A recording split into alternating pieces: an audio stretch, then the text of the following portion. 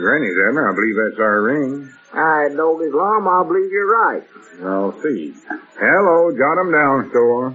This is Lum and Abner.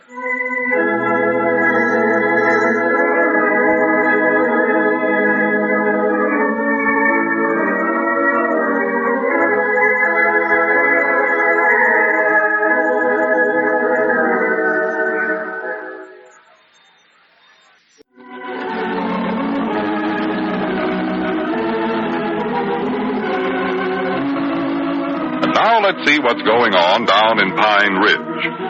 Well, as we look in on the little community today, we find Abner in the Jot 'em Down store. Lum is just entering. Listen. Come in. Oh, well, morning, Lum. Yeah, morning, Abner. Yeah, look out, Lum. There's a dog following you trying to get in here. Yeah, no use trying to keep him out. He'll get in some way. Come on, Horace. Come on in. Lay down over there. That's right, Horace. Horace? You know him? Well, I'm getting acquainted with him pretty fast. Lum, did you buy that hound? No. Just followed you, huh? Follower is right. It's the most embarrassing thing I've ever went through in my life. Well, he sure is a peculiar-looking varmint.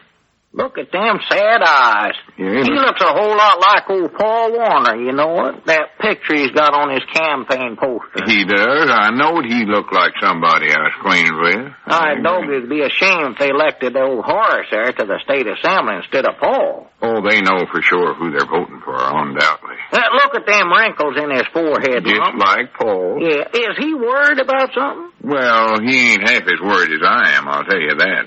That dog, Abner, is a bloodhound. Oh, yeah. Where'd you pick him up? I never picked him up. He picked me up. Huh? The whole thing started yesterday when I went over to help Uncle Henry Lunsford track me down. Track down whoever it was that ruined that pioneer over at the church. Well, that's you. Shh, not so loud. I don't want Horace to hear it. Well, what difference does that make? He can't tell nobody. Well, I don't know where he can or not. I don't trust him. Wait a minute, Lum. That ain't another talking dog, is it? You know, like that Grandpap Spears was telling about, that one named Ben over there in England? Oh, it's worse than that. Well, wait, this ain't Ben, is it? No, this is Horace. Oh, that's right. Of course, now, he might have changed his name when he come over to this country. Now, let's hear him talk once.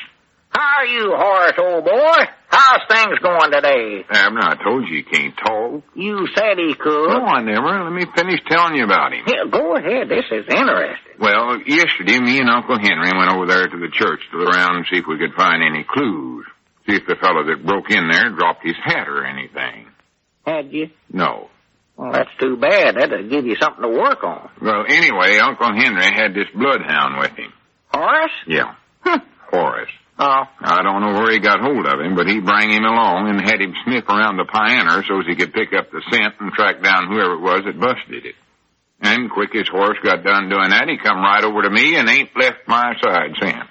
Started following you right away, huh? Oh, he ain't let me out of his sight a minute. Well, I do know. My dog is now. There's a smart dog. He even followed me home last night. Come right in the house. No matter what I tried, I couldn't get shut of him. I tried to shove him out the door, and he like to took an arm off of me when I done that. So there's nothing I could do but just let him stay. Well, stayed all night, huh? Oh, took supper with me, spent the night, had breakfast. Final jumped right in bed with me.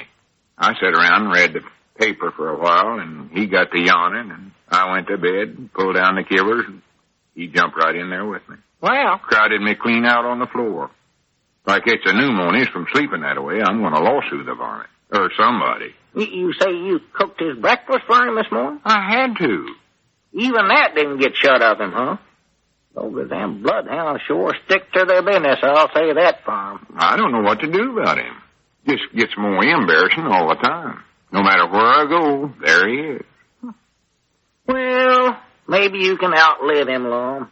He don't look like he's got many more years left in him. If he keeps this up, I won't have many years left in me, neither. I tell you, a thing like this puts a strain on a feller. Well, how about the dog? Think of him, too. Somehow or other, it makes me feel guilty having a bloodhound trailing around after me. Yeah, I reckon after a while it would make a feller a little self-conscientious having a bloodhound following him around all the time. What does Uncle Henry Lunsford think about this?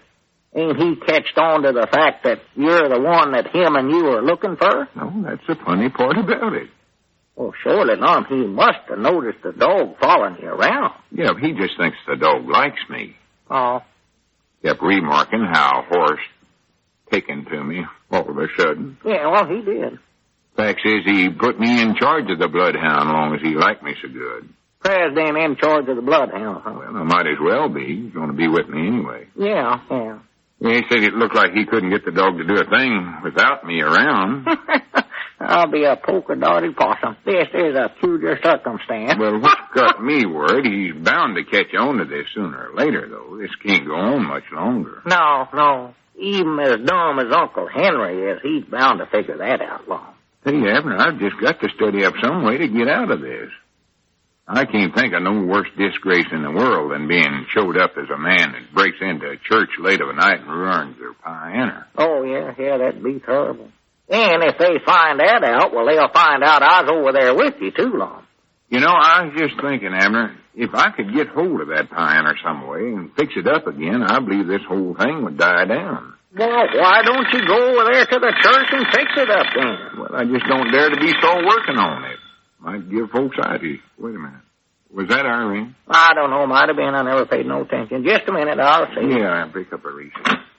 Hello, John. I'm down store. Abner Peabody doing the talking. Huh? Oh, yeah. Just a minute, Uncle Henry. Here, Lum. It's for you. Oh, I hope you ain't found no new clues. Lay down, Horace. Dead blame it. I ain't going no place. Maybe he wants to talk to Uncle Henry. Get down. Hello, Uncle Henry. No, I ain't run across nothing yet. How's that? Oh, yeah, Horace is still on the job. I never noticed. I think that old Paul standing out there. Yeah, he's still trailing him. No, but I think he's getting pretty close. Close? He might not on his lap. Uh-huh. All right, Uncle Henry. All right. Goodbye. Hey, wait a minute. You never let Horace talk, Lum. Abner, will you get that silly idea out of your head? Well, I'd love to hear him. I still don't believe he can do it. Well, he can't. That's what I say. Hello, Horace. Hello, Horace. How many cookies do you want? Sound like you're talking to a parrot. No, I'm talking to Horace, but he ain't talking back to me, Lum. That's the trouble. Not a word out of it. Of course not, silly. Just what I figured, too. He's a fake, that's what he is. You know, I was just thinking, Abner, maybe you could call up the church and offer to get the pioneer fixed up for him. Me? Yeah, that way it wouldn't throw no suspicions on me. Well, no, but what if they start suspicioning me, though? Well, they wouldn't have no reason to. You wasn't going around town asking folks to let you practice tuning their pioneers like I was, so it'd be all right for you to do it. Yeah, but, Lum, I don't know nothing about fixing pioneers. Don't know nothing about all them strings and them little hammers in there and all that. Well, you don't have to know nothing about it. I'll be the one that'll actually fix it up. All you'll have to do is just get them to let you take it out of the church. Just get it away from there so as I can work on it. Well, what could I tell them, Lum? They'll know good and well I can't fix a pioneer. You don't want them to know that you're going to do it, neither, do you? Just tell them you know a good place where you can get it fixed. You don't have to come right out flat-footed and tell them where. They'll more than likely be so glad to get it done they won't ask a lot of questions. Better tell them you'll pay for it, too. Me? Now, wait a minute. I can't afford to be fixing up no pioneer, Lum. I ain't got the money. Well, it ain't going to cost you nothing. I'm doing the work. Huh? Oh, yeah, that's right. Yeah, go on now. Call up Brother Riggin. Oh, I dash him do it. Just think how everybody in the church will look up to you for doing such a good deed. Well, I know. Here, I'll ring him up. Well, now, wait a minute now. Horace, lay down, for goodness sakes. Every time I get up, he's right on my... Here, Abner, take the receiver. Well, Lum, now, I don't know whether I'll... You've got to take it now. Well, what do I say? Just tell him that... Oh, wait a minute. Hello? Brother Riggins? Well, I was surprised to hear your voice. Huh? Oh, yeah, that's right. I did ring your place. Yeah, that's right. No, I weren't surprised. This is Horace Peabody, Abner Peabody. Oh, just only tolerably. How's yourself? Well, that's good. Yes, Abner, get out of business. Well, say, what I was calling about is that busted pioneer. No, I don't know who done it. Hardly. I don't think. Yeah, but Lum said, I think I know where I can get it fixed up for you. Good as new. Good as new. You'll pay for it. You'll pay for it. Oh, no. I will. Well, I just love to do it, that's all. Oh, it wouldn't put me to too much expense. All it needs is just some restringing, and of course they'll have to fix them little hammers that was broke. And, yeah, they was broke. Huh? Why, wait a minute, I better ask Lum. Hey, Lum. What do you want to know? He wants to know how I know that them hammers was broke. Huh? He said they never even know that themselves. Oh, my goodness, now you've did it. Horace, lay down there for a minute.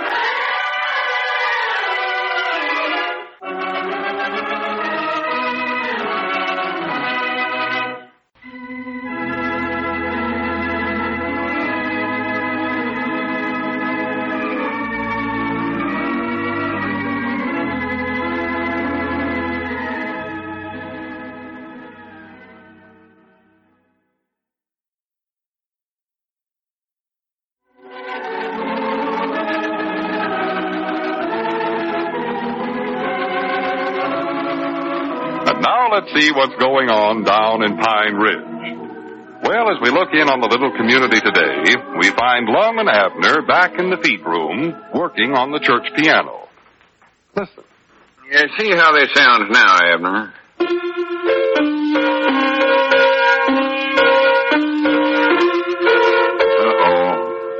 Where's that pioneer tuning range? Well, I don't know where it's at, Lum. Belongs to you, not me. Well, it must be around here somewhere. Get down, Horace. Abner, will you call this dog off? Well, he won't listen to me. You're the one he's following. Grannies, how can a man tune a pioneer with a hound dog looking over his shoulder? And without no tools? Well, I don't see how you figure you can fix up that pioneer no ways, Lum. When you tried it over at the church that night, all you done was just bust the strings and I don't know what all. Well, that was 'cause it was so dark over there. All we had to see by was that lantern, and you kept it turned down so low we might just well not have had it. Well, I was afraid of getting caught. Fact said we might and I did. Just a lucky thing we climbed out of that window before Uncle Henry got in that front door. Abner, help me find that wrench. I need it to work with. Well, get Horace there to find it for you. He's a bloodhound. He's supposed to know how to find things. All right, don't be so smart. I've got to get this pioneer fixed up and back to the church before ever they find out we've got it back here in the feed room. Lum, they're bound to find out sooner or later. You better take it somewhere else now and have it fixed up right. I'll fix it up good. Yeah, that's what I'm afeard of. And nobody ain't going to find out if it's here unless you tell them, you or Cedric. I hope you made it good and plain to Cedric that he ain't supposed to tell where you and him hauled it to. I told him, made him promise, cross his heart and everything else. I don't want to get caught any more than you do, Lum. Fact says you've got me mixed up in this thing too much as it is now. Well, just stop worrying and help me find that wrench. I can't use this pair of pliers. You know, when I called Brother Riggins yesterday and offered to have the pioneer taken somewhere else and have it fixed up, he got awful suspicious of me. I told you I got that all straightened out. When I said that some of them little wood hammers was broke in the pioneer, he said, "How did you know that? I never even knowed that myself." Well, I explained to him how you knowed about that. I told him I found it while I was looking the pioneer over for clues, and that I told you about it. Yeah, but does he believe it? Well, of course he does, I think. He let you take the pioneer out of the church, didn't he? Yeah. All right, then. I'll have it fixed up in half a day's time, and then we can get it back to the church, and everybody will forget about it. Even Sister Simpson, I hope. Well, I don't believe she'll forget about it very quick, Lum. Ulysses S. Quincy said that she claimed she was going to lawsuit the fella that ruined the pioneer if they ever catch him just short of the world. Lawsuit? Yes, sir. Oh, for pity's sake. Well, she did. Forget now just what it was for. Making a monkey out of her in front of the congregation or something like that. I never made no monkey out of her. She done that herself. Well, she claimed that it's ruined her health, too. Give her a nervous breakup, I believe she called it. Says she might not ever be able to play the pioneer in church again. That last part of it, I'm for. Do you think she's actually serious about that? Well, Ulysses claims she is. But I don't think you got too much to worry about, Lum. If the jury ever heard her play the pioneer, why, they'd all be agin her, I know. Yeah, but I hate to have my name dragged through the courts, especially long as I'm the justice of the peace. It might cast a reflect on my office. Where's that tuning wrench? I've got to get to work here. Wait a minute, Lum. I believe I heard our phone ringing out there. Well, if it's our ring, Cedric will get it. Yeah, if he's awake, he will, I reckon. Did you take any of the tools out of my tuning kit? I ain't touched nothing in there. I don't know one of them things from another. Hey, Mr. Lum, the town marshal wants to talk to you. Uh-oh. More likely wants to know if Horace has tracked you down yet. I'll be right there, Cedric. That gummit horse, get out of my way. And stop following me. He's just doing his duty, Lum. Better hurry up, Mr. Lum. Mr. Uncle Henry said it was important. There's the phone right over there. I know where the phone's at. I bound your brother Riggins has told Uncle Henry he suspicions me. Maybe he's found out we brung the pine over here, Lum. I hope he ain't. Hello, Uncle Henry? Doggies. Yeah, this is Lum. Never help him do nothing else. You done what? New clue, huh? Well, good for you. I lost 10 years off of my life. Well, I can't hardly leave right now, Uncle Henry. I'm busy I'm busy doing some work here. 20 years old. Oh, no, don't you come over here. I'll drop down to jail and see you. Oh, wait a minute. I'll be in Rompers here the first. Well, I can do this work some other time. Yeah, right away, Uncle Henry. Goodbye. Huh? How's that? Oh, well, don't worry. Horace will be with me. Goodbye. Well, come on, Horace. Looks like me and you've got to get to work.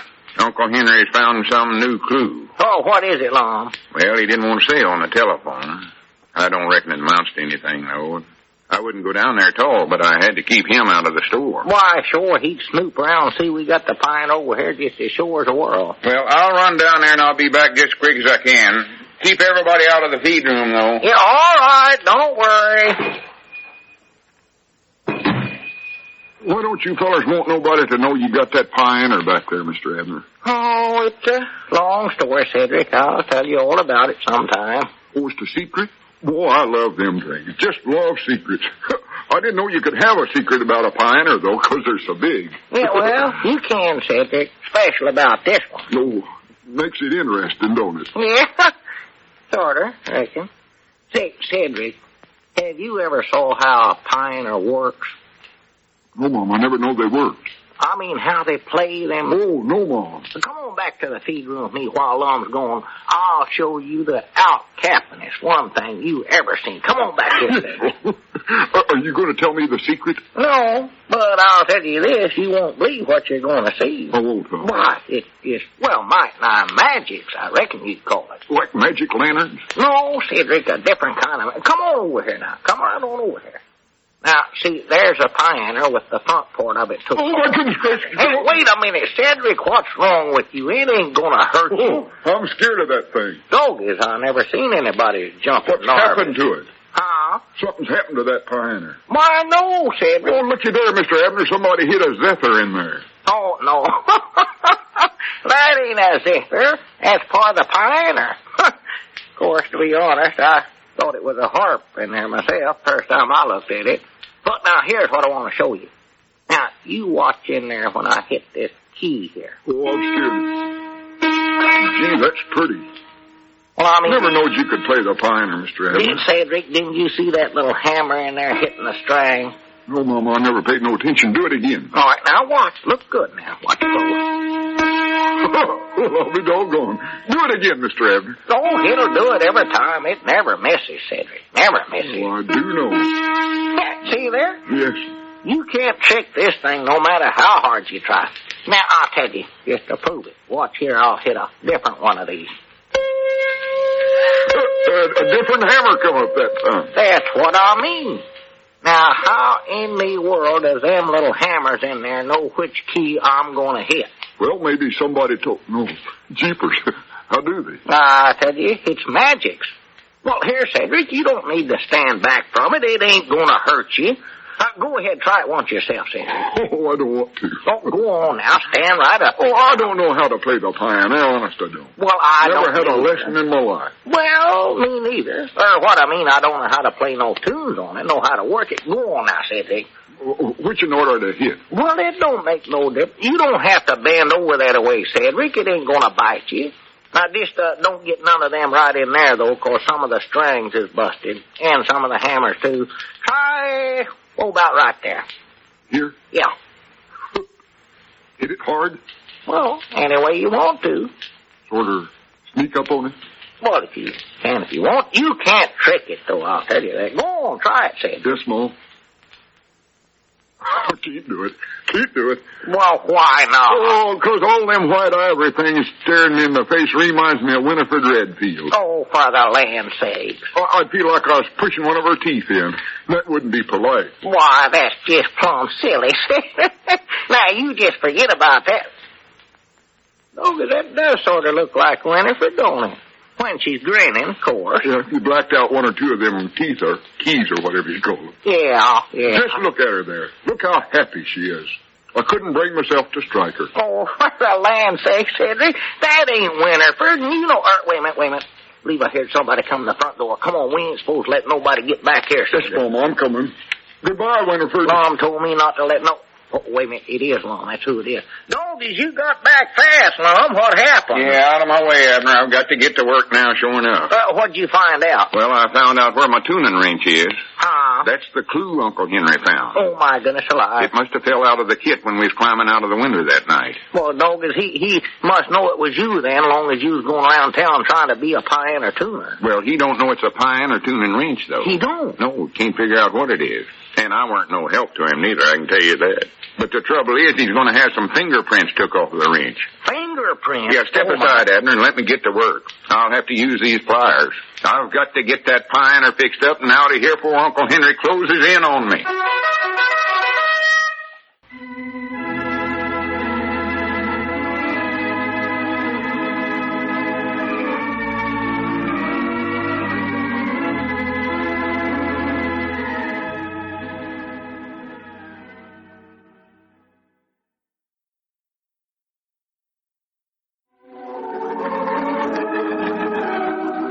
Now let's see what's going on down in Pine Ridge. Well, as we look in on the little community today, we find Lum and Abner and the piano back in the feed room. Listen. Well, there it is, all fixed up. You mean you actually got that pioneer all put back together again, Lum? Well, just look it over for yourself. You never thought I could do it, did you? No, and I still got my doubts. What about all them strings that was busted? I restring them. Use baling wire. Baling wire? Does that work in pioneers? Well, I don't know why not. That's all they had in there before was a batch of wires. Yeah, that's right. Yeah. The only difference is baling wire's a little stouter than what they had in there. Make it last longer. Well, how? Oh, that right there will save the church money in the long run. Quick as I get this pioneer back to them, they'll be thanking me instead of trying to track me down. Well, Lum, how about them little wood hammers in there that was busted? Did you get them things fixed up, too? Yeah, they wasn't broke as bad as I thought they was. Oh, yeah. I got them fixed up pretty good with adhesive tape. Court plaster and one thing or another. They'll hold, too, letting Sister Simpson get to pounding the keys too hard. I don't think I'd have broke them the other night if she hadn't weakened them in the first place. Yeah, well, you might be right. She does flog that thing something wonderful. Oh, she plays it like she's mad at it. Yes, she does. Yeah, when you got a man like L. Edwards around, you don't need to worry about nothing, Abner. It's just like that old Edwards saying, a good man is good at anything you put him at. Or better even, in my case, leastways. Then he's wish Grandpap would get here. Grandpappy Spears? What you waiting on him for? Oh, I guess I didn't tell you, did I? You must not have. I'm having Grandpap come over here to give the pioneer a final test before I send it back to the church. Final test? Yeah, I'm going to have him play it to make sure that it sounds all right. Well, now, wait a minute, Lum. Oh, he can play it all right. He's got that one piece he knows how to play. Memorized it from the player pioneer. Yeah, I know what that piece is. That Listen to the Mockingbird. Oh, yeah, he knows that by heart. But, Lum, the minute he steps back here in the feed room, he's going to recognize that pioneer, and then he'll run tell the town marshal you got it over here. Oh, no, he won't. Then when Uncle Henry finds out them fingerprints on that tuning wrench is yours, he's bound to know you're the fella that ruined the pioneer. Well, you're wrong about that, too. Ah. In the first place, the only fingerprints that Uncle Henry has been able to find on that tuning range so far is his own. His own? Yeah. So now he's sitting over there at his office trying to study up some way to keep from resting himself. Well, he don't think he did it, does he? No, but he's feared he's got himself on circumstantial evidence. Oh. I told him if he gets in too deep, I'd be glad to handle his case for him at half price. Well, that was nice of you. And as far as Grandpap's concerned, he ain't going to tell nobody nothing because I told him not to. Ha! Told him not to. Them are the things that old gossip loves to tell the best. Yeah, but he won't tell this because I swore him to secrecies. Fact is, when I told him I was the one that busted that pioneer, he wanted to give me $10.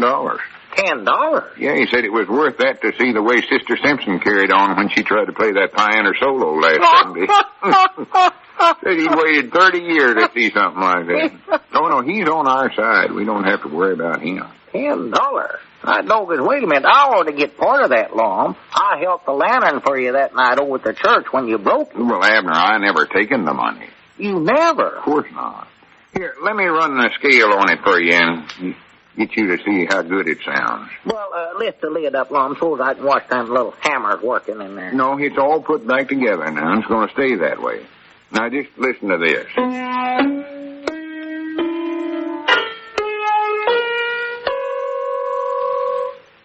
Is that the scale? Yeah. That do-re-mi stuff? Yeah. Huh. They've changed that some since I learned it. Well, I believe there is one note in there. It's still a little off. I don't think you'll be able to notice it, though, when somebody's actually playing a tune on it. That's why I want Grandpap to try it once. Well, I don't think you'll be able to tell what notes is off the way Grandpap plays it long. Oh, I don't know. He does pretty good on that one piece he knows. Well, he sure keeps that mockingbird chirping and hopping, I'll say that for Well, he does it just exactly like the player pioneer. I know it. He sat right there and memorized it. He puts his fingers down where the keys went down on the pioneer when the roll was going. That's the way he learned to play it. Plays all them little notes that goes on ahead of it, too. He plays everything on the roll. He just sat there and learned it. Put his finger there where the keys is going down. Yeah, but see, that Listen to the Mockingbird was the only roll that was on the pioneer when he bought it, and it was about 6 years before he knowed you could take that one off there and get others for it. Yeah. And that's how he learned to play. Just by sitting there and watching the pioneer play it for them 6 years. Now you can't tell whether it's him or the pioneer playing hardly. Oh, he can fool about it. Yeah, he knows. He even puts in them notes at the first of it, you know, when the roll's just getting started. He thinks that's part of the piece. Yeah, and he keeps pumping his feet all the time, even when he don't have to. Way he hits them bass notes, you'd think he's swatting flies. Mr. Lum, Mr. Grandpap's here. Oh, send him back, Cedric. Yeah, and while the pioneer's going, better not let nobody come in the store, Cedric. Nah, doggy, that's right. We don't want nobody coming in there while that's going on. Of course, they're liable to hear it clean across the street. Huddy. Oh, come on back, Grandpap. Yeah, sit down here and see how this pioneer sounds to you, Grandpap. Yeah, get that mockingbird to rocking. Yeah, all right. Fingers are a little stiff, but I reckon they'll limber up along about the middle part of it. Oh, you ought to say that. Here, wait a minute. I'll twist the pioneer stool a few times for you. Get that here to where it's high. Yeah, that's fine. That's about right? Yeah, that's good. Let's see here now. I have to recollect where to put my hands to start off. Once I get that, I'm all set. Got to get my feet to pumping here so it'll sound like the player pioneer. Lord, that's part of the piece. Here we go. Hey, just a minute, Grandpap. Hey, Grandpap, just a minute. What's the matter? Why do you put them little first notes there? Da-da-da-da. That ain't in the piece. That's on my pioneer at home. I can prove it to you. Well, you don't have to play that. That's on every pioneer roll that you ever seen. They always start out. That's the way I fool folks. Charity can't even tell it sitting in the other room. Well, she can sometime, but I can fool her sister-in-law. Oh, I don't believe it. Go ahead, this here. So.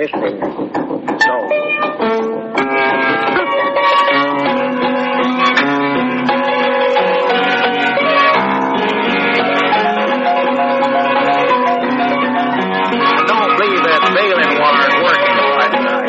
Something's wrong.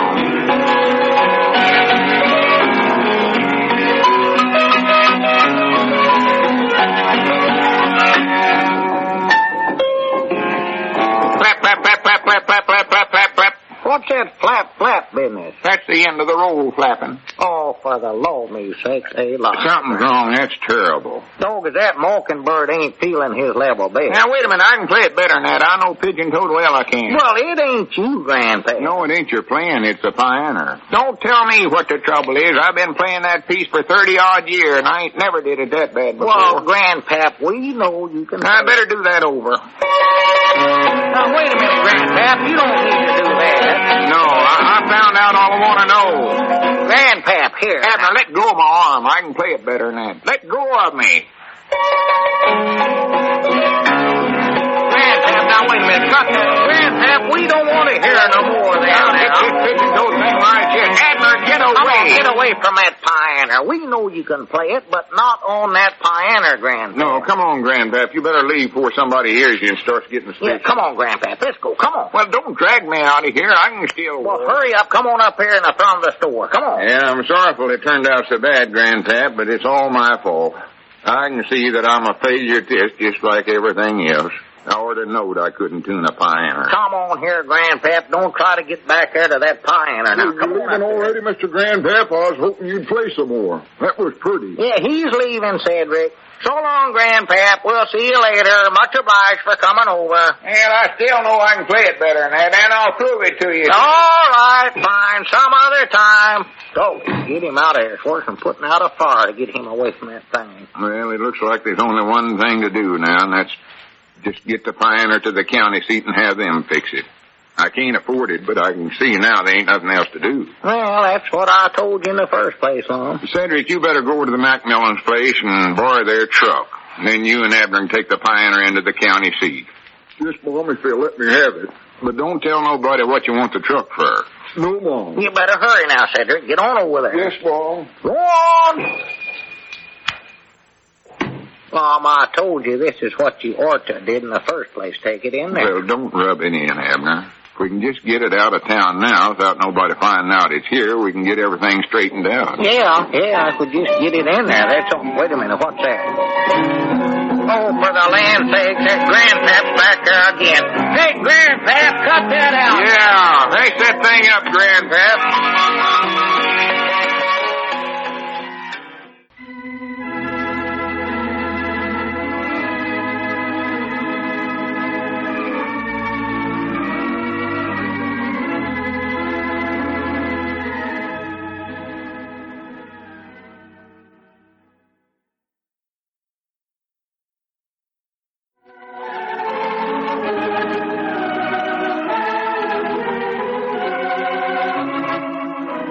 Let's see what's going on down in Pine Ridge.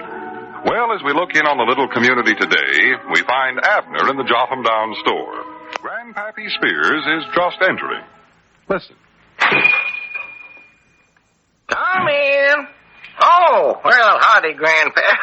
Thought you was a customer there for a minute. No, it's just me. Well, I'm proud it ain't no customer. I'm too tired to get up and wait on anybody.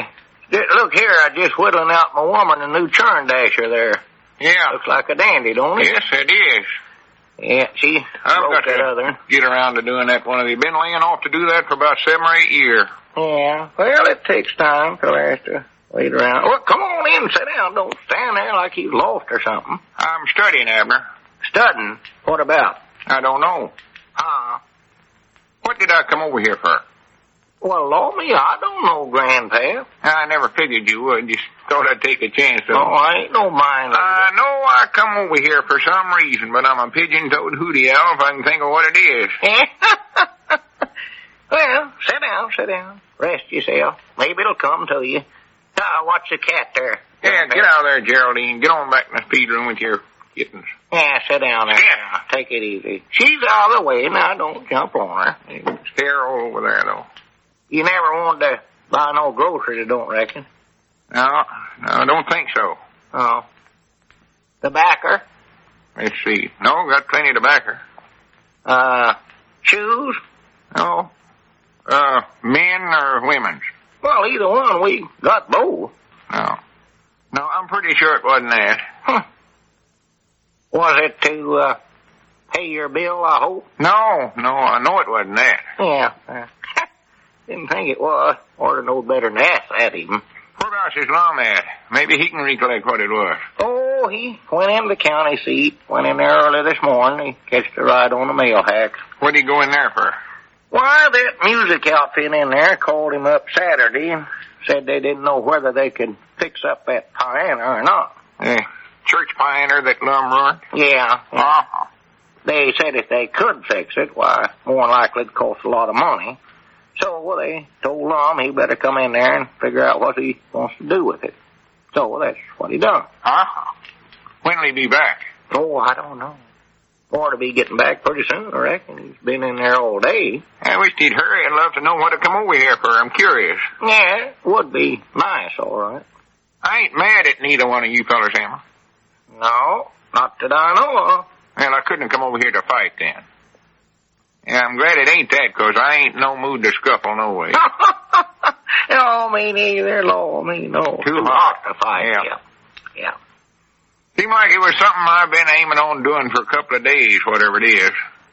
It, weren't to deliver a telegram, was it? No, it couldn't be that, 'cause I'm on my vacate from that job right now. Taking a 2-week vacate. Well, how can you tell when you're on a vacate with a job like that? Just what do you mean by that remark, Mr. Peabody? All you do is just sit over in a rocker at Dick Huddleston's store. Ain't over 2 or 3 telegrams comes in during a whole year. I know, but I gotta be worrying all that time for fear one does come in. Worrying? When I'm on a vacate, I can sit there without worrying. I sure needed to. That mental strain was beginning to tell on me. Oh, prattle. It was. Mental strain. Well, Abner, do you realize that a telegram could come in from any part of the country? Any part of the world. Think of it, the whole world. Me right there in the center of the whole shebang. Yeah, sitting in a rocking chair sound asleep. I ain't sleeping. You are done it. I saw you down there. I'm just sort of resting my eyes. Sort of squinting them from that strain of it all. Oh, Lord, me alive. Abner, you just don't realize what a big job I got. Oh, it's a big one, yeah. Do you know that the first telegram line in the United States was put up in 1843? What of it? Then I just wanted you to know that we're an old, established outfit. This ain't no little old 2-bit flying-by-night hamburger stand we got. 1843. From Washington to Baltimore, 1843. Yeah, he said that. From Washington, D.C. to Baltimore, Maryland, United States of America. 1843. Well, you don't have to keep telling me that, Grandpap. Not 42, not 44, 43. Yeah, Grandpap, I know what you said, from Baltimore to Washington. That's right. Yeah. How'd you know that? You told me you said from Washington, D.C. to Baltimore, Maryland, is what you said. 1843. I'm glad to know I told you right. Yes, sir. You can look it up for yourself in the almanac. I don't want to look it up. I believe you. Page 194. Go on, look it up. I'll learn you to argue with me. I ain't arguing with you. Page 194, halfway down the page. Listen, Grandpap, I told you I believed you, so just drop the subject now before we do get an argument here. I don't want to argue. Well, for the land's sakes, what's that truck doing out there? Look there. Big truck just stopped in front of the store. Is that what that is? Yeah, I reckon what that's for now.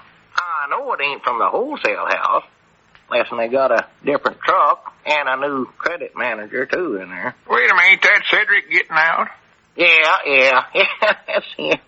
He must be riding with the driver. There ain't no one thing that boy loves better than to ride on a truck. He just loves it. Hey, Mr. Abner, whereabouts is Mr. Lum at? He's in the county seat, Cedric. Well, he's got a new pioneer for Mr. Lum, and he wants to know where to deliver it at. A new one? Yes, Mom. Oh, me, they must not have been able to fix that old one up. Why, just tell him to take it over to the church, I reckon, Cedric. Oh, yes, Mom. Tell him to set it right where the old one used to be. Yes, Mom, I know whereabouts it goes at. All right. Right away. Doggy, new pioneer. Bound you this is going to run Lum into more expense than he's figuring on. Well, they'll more likely give him something on the old one, won't they? Well, yeah, I suppose so, but it'll still cost him more than he's got. I know that if it costs anything at all. Yeah, see, you know, that's pretty nice, old Lum, to do that for the church. Yeah, it is, Grandpap. Right thoughty of him. Of Of course, on the other hand, he's doing it to get himself out of the trouble he's in, too. He told me, he said he's going to get this pioneer all straightened out no matter what it cost him. Even if he couldn't afford it, he said he was going to see that it was straightened out. Well, see, he's pretty sure that Uncle Henry Lunsford's fishing that he's the one that broke into the church that night and ruined the pioneer in the first place. Oh, the town marshal's finally catching on, huh? Yeah, he's afraid he is. And then old Sister Simpson, she's aiming on lawsuiting whoever it was that done it, you know. Yeah. She's mad as a wet satin ham. She'll change her mind, though, when she sees that new pioneer sitting over there. Oh, sure, yeah. Yeah, I believe Lum done the right thing, all right. And this will help his standing here in the community, too. Oh, my, yes. He'll be the best thought of man in the whole town. Yeah, no doubts about it at all. I was just thinking here. Just about closing time, Grandpap. Believe I'll just lock up and let's go over to the church and look at that pioneer. I'd love to see that thing. Yeah, that's a good idea. Yeah, I'll run over the mockingbird once on it and see how it sounds. Yeah, well, you don't have to do it. I just want to look at it. It's all there. Wait a minute. Here comes old Lum right now. He'll more likely want to go with us, too. Oh, well, he's done saw it. Well, you want to see how it looks sitting in the church there. Natural after him buying it. Give me well, howdy, Lum. Come on in here, you old rascal. Yeah, let me get in here and sit down. I've had a hard day. Doggies, you must have. Yeah, that pioneer was in such bad shape they couldn't fix it at all. Well, that's what me and Grandpap figured. So all I could do was just sell it for junk. Got $10 out of it. $10? That's all. Doggies, that won't go very far towards paying for that new one. Come on, Lum. Me and Grandpap were just going over to the church to look at it. Why don't you go along with us? To look at what? Well, new pioneer you bought. I never bought no new pioneer. Why, you did, darn it. No use trying to fool us, 'cause they've done delivered it. What are you talking about? Don't try to act so innocent now. The truck drove up here with a new pioneer in your name not 15 minutes ago. Abner, you must be talking through your hat. No, sir. Jimmy, Abner, looky here. Look what I found in my pocket. Now I know what I come over here for, to bring this special deliver letter to Lum. Here, Lum. Special deliver. Grannies, who could that be from? Oh, good Grandpap, you oughtn't to forget things like that. Well, I always recollect them sooner or later. Just takes a little time. I know I ain't been carrying that letter for over 2 days. 2 days? Oh, my goodness. Well, this explains the pioneer. Listen to this, Abner. What's that, Lum? Dear Mr. Edders, due to several cancellations, we are able to comply with your request for a upright pioneer on approval sooner than we previously informed you. Wait a minute. You mean that pioneer come here was the one you ordered a while back from the mail order house? Must be. That one that you just going to take on a 30-day free trial? That's so on. Oh, my goodness. And you say you sent it over to the church? Yeah, see, I thought... Oh, well, let me get to that phone quick. I've got to get this straightened out. I can't afford to pay no $300 for a new pioneer. After this, Abner, I wish you'd keep your nose out of my business. Well, Lum, I thought you... Hello, Brother Riggins? This is you. Lum Edders. Tried to do my best. How's that? Well, that's what I was calling you about. You see, Brother Riggins, that pioneer that... Yeah, well, that's nice of you to say that. But you see... Well, thank you, but actually... I wouldn't go so first to say that about me. Interesting to listen to. Well, that's nice they feel that way about me, but... Yeah. Well, it's all right, Brother Riggins. I was just only too proud to do it. Yes, sir. Goodbye. Well, Abner, looks like I've just give the church a new pioneer.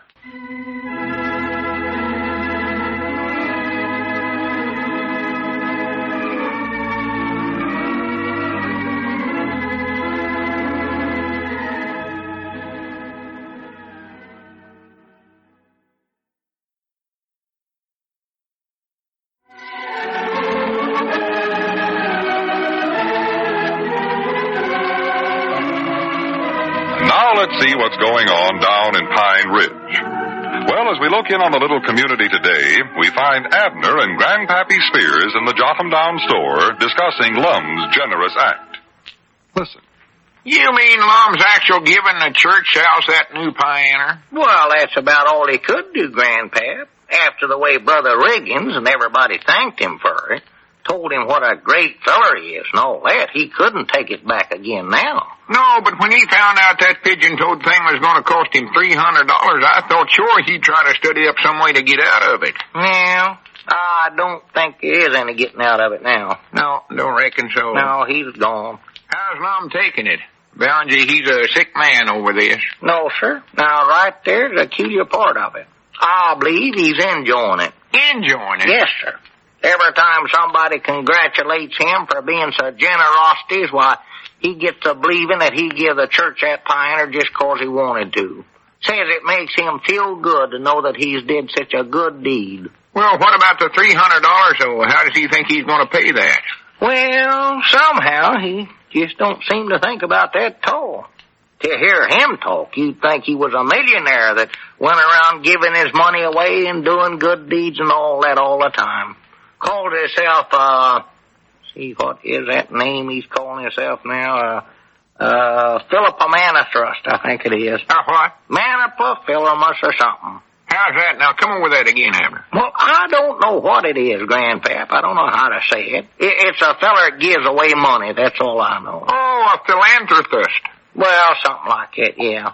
He says he's going to pattern himself after John D. Rocky's fella or some such a name. Oh, that Lum. Looks like no matter what terrible things happen to him, he always twists them around to where he's a great man. Oh, yeah. He'll do it every time, yeah.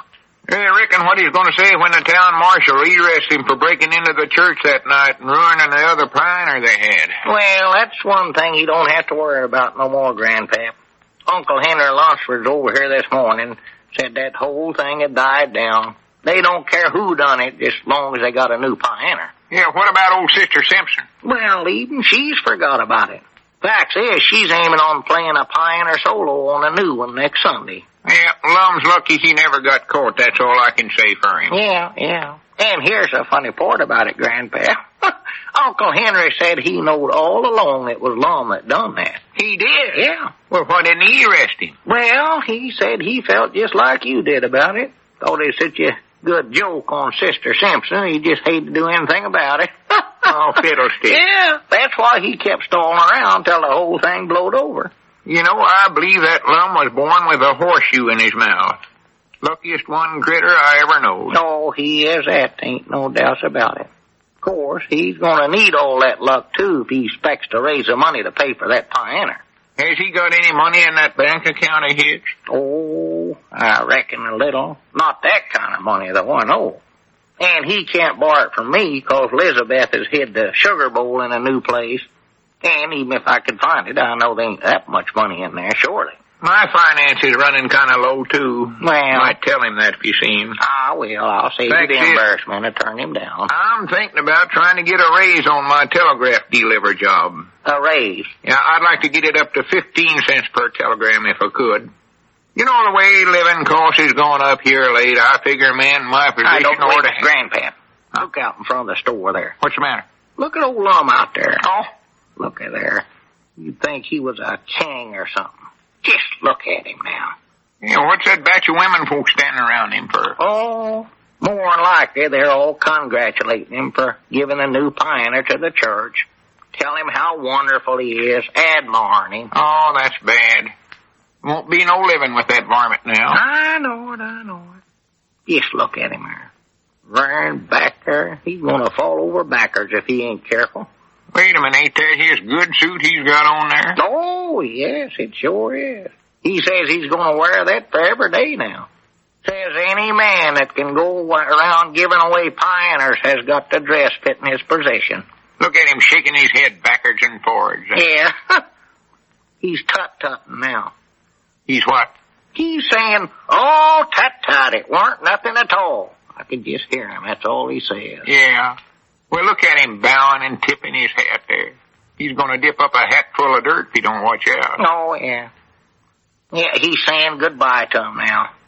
Now he'll come in here and I'll have to listen to the whole thing over again. Well, I don't have to listen to it. I'm going to sneak out the back way. Now, wait a minute now, Grandpap. Don't leave me in here with him by myself. No, I don't want to hear all that husking shuckings. I'll see you later. Well, wait a minute now, Grandpap. Please don't. Oh, doggies.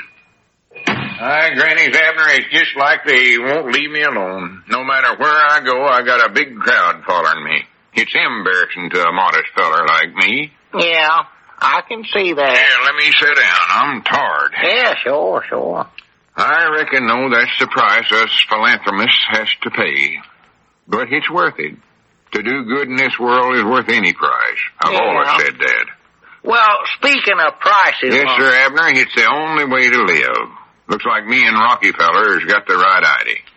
Yeah, but have you got the 300... You know, it seems like I heard someplace that Rockefeller used to give away baskets full of dimes. Now, Grannies, I think that's a good idea. What are you going to do? Give away baskets full of pioneers? Yeah, I thought maybe I'd... Well, no, you can't give pioneers away in baskets, silly. What I mean is the idea of giving stuff away. When I look deep into the philosophy of life, I can see... What you better do is look deep in your pocketbook, Lum. Huh? Lum, now, you better listen to me. You better get down out of them clouds that you've been floating around in and figure out just where you're going to get the $300 to pay for that pioneer. Well, Abner, when you take the long view of life, Granny, that's right, ain't it? I do have to raise that money, don't I? Why, of course you do, Lum. That's what I've been trying to tell you all day, and you won't listen to me. Yeah. You know, that thing was just sent out here on a 30 days approval.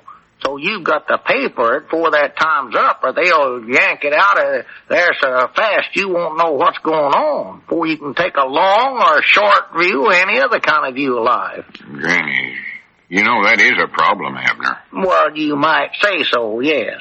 You know, that's a lot of money. $300. Well, sure it is. Especially when you have to raise it in such a short time. I know it. Abner? Elizabeth done hit it. Oh. Ain't that much money in the sugar bowl, no ways.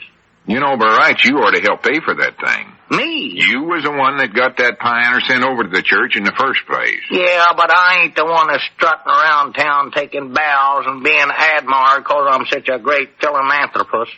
Philanthropist? Well, whatever it is, it's you, not me, so don't expect me to help you out of this now long. Yeah, I reckon it is up to me to do it. Yes, sir, it's right up to you. I don't know how, though. Grannies, looks like I can get myself into the worst messes. I don't know what's the matter with me. You'd think I never had a brain in my head. Yeah, you would. I believe that's all right, You better answer it. More likely it's for you. You're the big man around town here now. Big man. Hello, jot 'em down, store. Pioneer giver aware. Mom? Yeah, this is Mr. Edders. Oh, well, it's nice of you to call. Goodbye, songbook. Well, thank you. Oh, tut. Yeah, well, it wasn't nothing at all. Well, that's just part of my philosophy of life. Here we go again. Well, you take fellers like me and Rockefeller, and we know the only worthwhile thing is to be a philanthropist. Philanthropist. Yeah, well, much obliged for calling, Miss Adams. You betcha. Goodbye. Oh, I tell you, Abner, I wished I'd have caught on to this philosophy of life years ago. Reckon where I could get a hold of some baskets. Baskets? Yeah, I think I'll set a couple of them out in front of the store and fill them up with dimes. Maybe even quarters. Let everybody help themselves. Lum, Edders, have you plumb lost your reasoning? No, that's just the way I am, Abner. I can't help giving everything away. Old John D. Edders. What you'd better be doing is learn how to weave them baskets, because they're going to send you to jail if you don't pay for that pioneer. Them 30 days is going to be up before you know it, Lum. Yeah, that's right, ain't it? Wish you'd stop bringing up that subject. That ain't an easy thing to figure out. I know it ain't. That's why I'm telling you. That's why you better be thinking about it right now, too. Well, there's the phone again. You answer it this time. Modest as I am, I don't think I could stand another compliment. Go ahead, Abner. All right, I can stand it for you. Hello, jot 'em down, store. Mom? No, Mom, I ain't Mr. Edders, but I'll take the message for him. All day long it's been going on like this. You say he's a what? Oh, I ain't no such a... You don't actually mean that now. Oh, you'd be surprised what they say about me. Well, yes, Mom, I'll tell him. I know he'll appreciate you calling. That's the time, Abner. Yes, Mom. Goodbye. Who was that? What'd she say? She's a woman that works for the bank in there at the county seat. Grannies, did they know about it clean in there already? What'd she say? Lum, you'd better get yourself a basket full of dimes, John D., and get into the county seat. What's the matter? She says your bank account's overdrawed $1.38.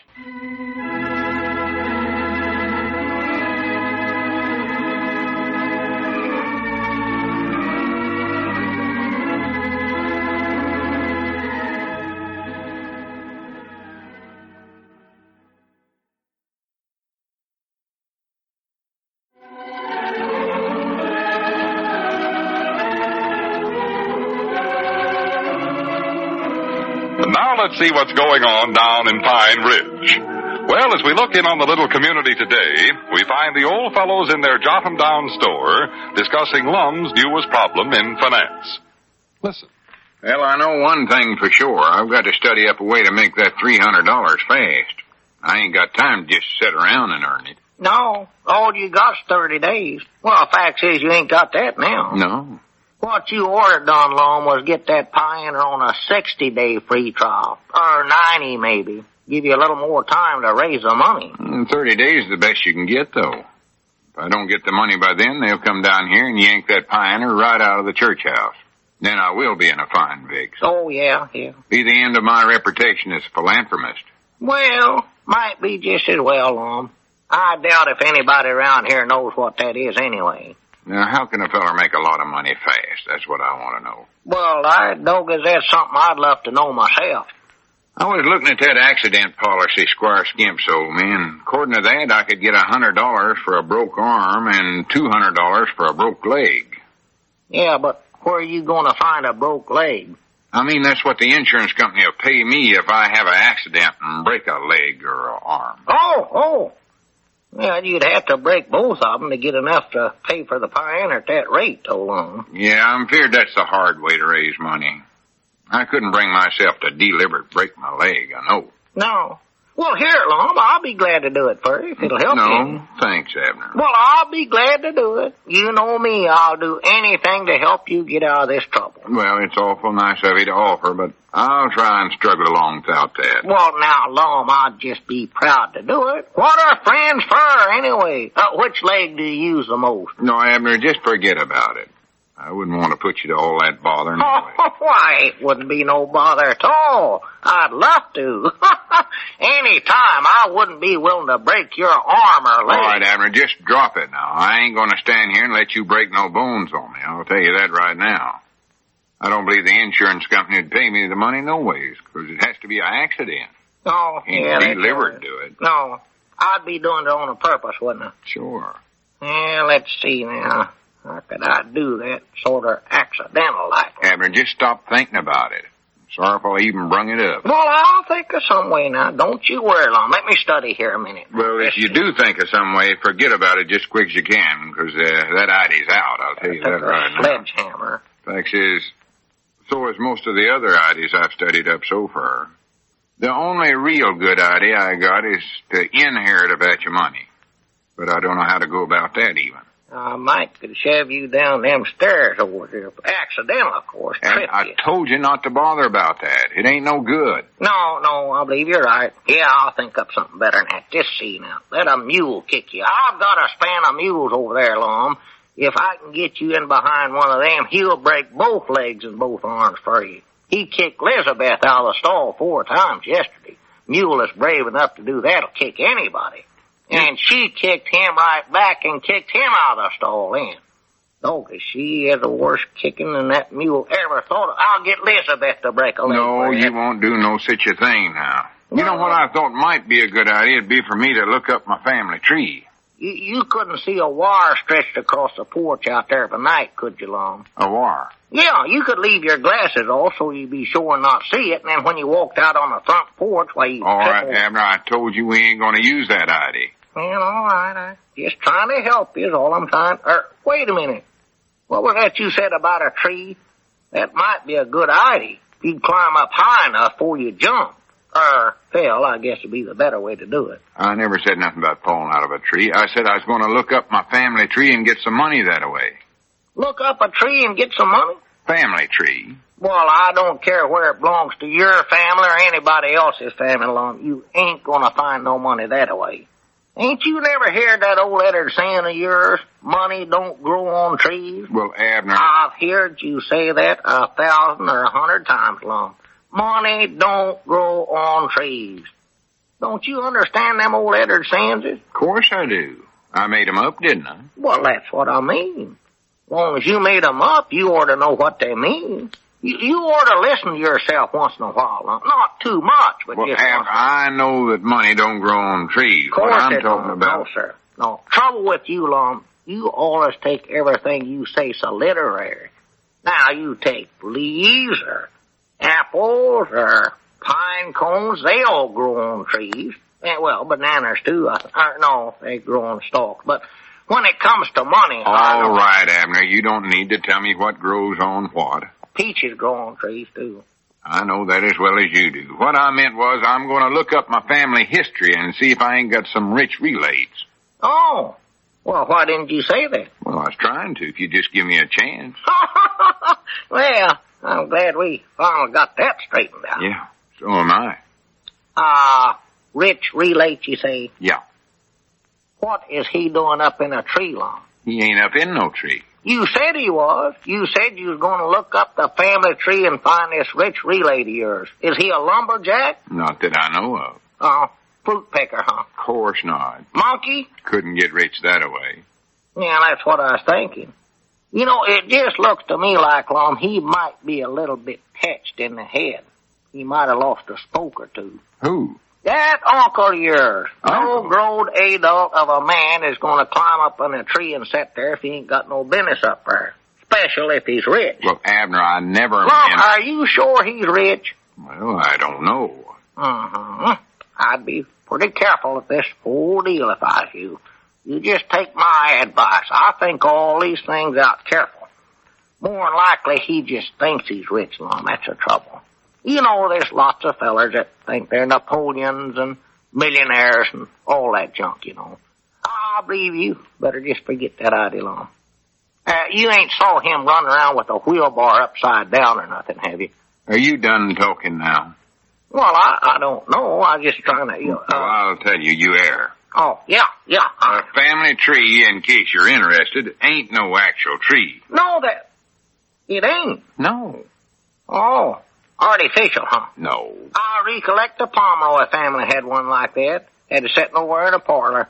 None of them was perched up in it, though, that I know of. Oh, that was a hall tree. Uh-huh. That's what that was. No, they had a tree there in the front sitting room of some kind, Lum. They might have used it the other night, but I've been over in the daytime, and they never roosted up there in the daytime. Well, that was a hall tree. It ain't got a thing to do with a family tree. What I'm talking about is a record of all your relates and ancestors. On whose son was whose papa and all that. Well. Sometimes they draw it out like it was a picture of a tree. The first ancestor is the trunk and all the rest of them's branches. Huh. I think that's the way they do it. That's a family tree, huh? That is a family tree, yes. Okay, I wonder how high up I am in mine. I figure that amongst all them branches, they might be a millionaire. Maybe he's dead now and never had no young'uns of his own, so they've got to find another one of his relates to give his money to. Hope I'm a trunk. And maybe I'm that relate. Just a minute. Come over that again, Lum. Rack 'em up, break again. I'll jump the track. Well, if you stop talking while I'm explaining things, maybe you could get it through that thick head of yours. All right, I'll quit. Go ahead. Explain it now. See, sometimes folks die and leave fortunes, and nobody knows who's next in line to get that money. And it might just so happen that I'm the missing link. Missing link? Yeah. Well, I know you might be at that. I know just the other day I heard Frank Porter refer to you as a missing link. But I told him you weren't missing. You was over there at the store. That's I never nice knowed of him. Yeah, he did. That's what he said about you. Bless his heart. I never knowed what he meant at the time. But, Lum, if that is a fact, how do you go about collecting the money? Well, first of all, I've got to find out if I've got any rich ancestors that's died here late. Oh. Well, have you got any? Well, I ain't been able to think of none so far. The only relate of mine that's died recent is old Dan Walford. Yeah, well, he ain't got... Dan Wofford. Yeah. He ain't a relay to yours, is he? Yeah, he is. A distant relay of some kind. Not kissing cousin, but way off. Well, I never knowed that before. You ought to keep him as far a distance as you can. Are you sure about that, Lum? Yeah, it's true. This is the first time I've ever admitted it to anybody, though. You mean old stealing Dan Wofford that used to live south of town that was such a mean, ornery old varmint? Well, he was honest in every way, Abner, except one. He would steal. He would take things. That's the feller I'm talking about. Yes, sir. That's why I never wanted to admit to it. You mean the Dan Wofford that used to steal horses from everybody around here? Yeah.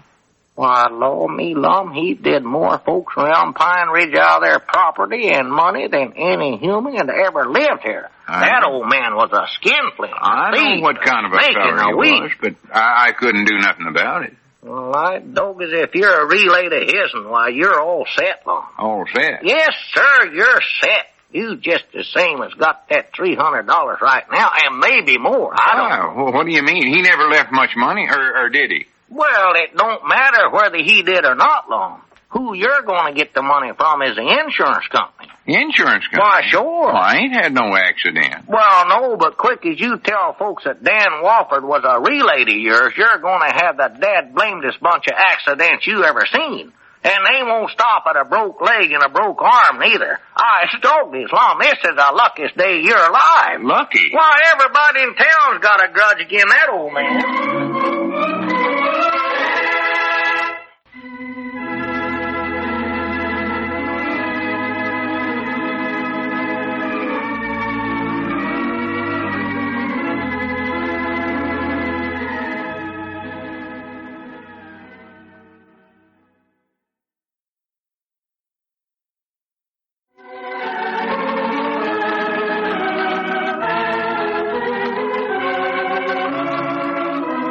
Now let's see what's going on down in Pine Ridge. Well, as we look in on the little community today, we find the old fellows in the Jotham Down store discussing further plans for raising money.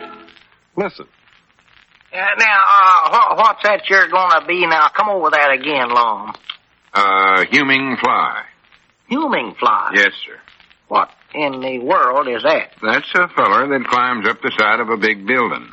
You mean a robber? No, not a robber. Now, Lum, if you're aiming on raising that $300 by robbing somebody, you better watch your step. You're liable to get caught. They'll throw you right smack dab into the penitentiary. I told you, a human fly ain't no robber. He climbs this building in front of a big crowd of folks and gets paid for doing it. Paid? That's how I'm aiming on raising the $300. Well, who's willing to pay $300 for something like that? Well, it's general whatever store or outfit that owns the building he climbs up. See, they figure it's good advertisement for him. Gets that big crowd of people around there and gets their name in the paper and gives them a lot of free publicity that way. And that's what you're going to do, huh? Climb up a building? Well, I've been studying about it. Ain't final decided. Oh. I got to raise that money, I know that. And seems about as easy a way as I can think of. Leastways, it looked easy the time I seen that humming fly in Little Rock. He went right up a 10-story building just slick as you please. Huh. Plumb right up it, huh? Oh, yeah. Well, what'd he do after he got up there? Well, he climbed back down again. Huh. Don't hardly seem worthwhile going up there, does it? He could have saved himself all that trouble and just stayed down on the ground. Yeah, but he done it to get the money. That was the whole idea. He had to get clean up to the top of the building before they pay him. Well, Lum, there ought to be an easier way to get up on top of them buildings than that. Why didn't he just go inside and take the elevator? Well, he couldn't do that. Elevator's broke, huh? No. Now, why didn't he go up the stairs, Lum? Abner, the whole idea was watching him climb up the outside. A crowd ain't going to gather around just to watch a man ride up 10 stories on an elevator. Well, they would if he was a humming fly. I know I'd gather around to see one of them things. What do they look like, Lum? Have they got regular wings on them? No, I told you, it's just an ordinary humming man. That's just the name they call them because they're able to go right up the side of a building like there was a fly. Oh. And he went up 10 stories, huh? Yeah, I think that's how tall the building was. Been so long ago, I just recollect.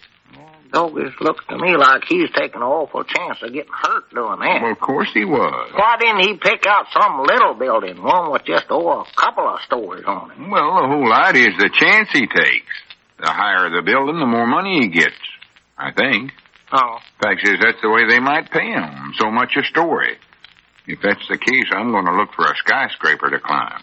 Skyscrapers? Yeah, as long as I'm doing it, I might as well make all the money I can out of it. Wonder if anybody's ever climbed the Empire State Building. I don't know. This is the first I ever heard of one of them fellers. I don't know nothing about them at all. I'll look that up in the almanac.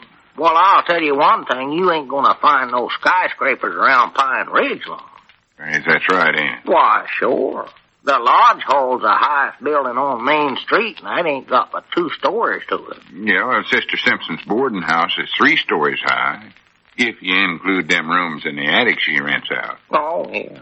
But, Sister Simpson won't pay you no $300 to climb her house. I can tell you that right now. No, I'm sure she won't need it. No, she'll never do it. She's the stingiest woman I ever seen in my life. Well, that wouldn't help her none. She'd pay you $300, see you go up beside of her house. Well, it'd be good advertising for boarding house. Well, if 300 people come in there, she charges $1 a day, she wouldn't have rooms for them anyway. That's right, ain't it? Why, of course not. She'd never get her money back. She might pay you around $2 to do it. Climb that building for $2?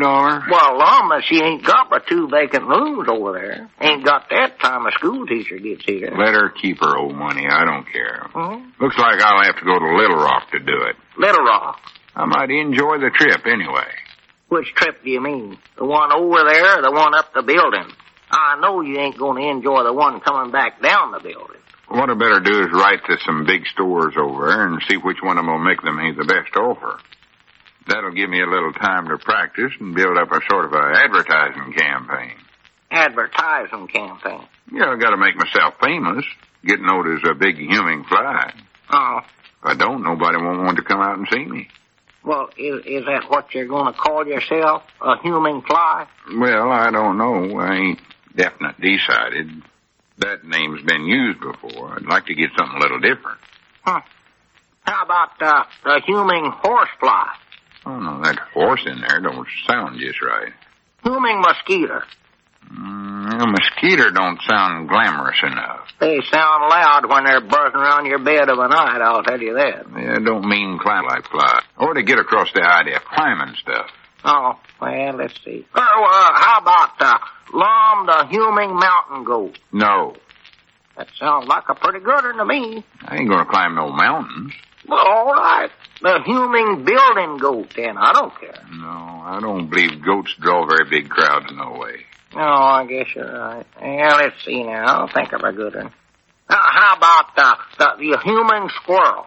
Well, no, that's just not quite right neither. No, they're liable to pay you off in nuts, too, or somebody will shoot you out of there at the 30-30. What else is known for their good climbing? Well, possums, coons. Grannies, I know. I've got... No, I don't believe that'd sound good neither. What was you going to say? Nothing. I'd rather not say it. Well, tell me, Lum. It might sound better when you say it out loud. Now, what was it? It's not too good. Lum, what was it? Now, you got my curiosity around. Well, I started to say Lum the humming monkey. Well, say, that's a gutter. No, it sounds even worse when you say it out loud. Well, everybody loves to see monkeys. They always draw a big crowd. Fact is, I believe you'd shave off your mustache. No, Abner, that's out. I think I'll settle for a humming fly. Everybody knows what one of them is. You'll love that monkey. Lum the humming fly. That sounds best, I believe. Yeah, I still lean towards a monkey. Or baboon, maybe. Lum the baboon. No, it's all settled. I'm going over and practice climbing up the boarding house right this minute. Right now? Yes, sir. Well, here, wait a minute, Lum. Ain't that a little high? Maybe you ought to start out on the Jot 'em Down store and work up to the boarding house. No, I ain't got time for that. I've got to start right out with the highest building in town. I'll see you later, Abner. Well, be careful now, Lum. Don't get hurt. Recollect you ain't no full-fledged fly yet.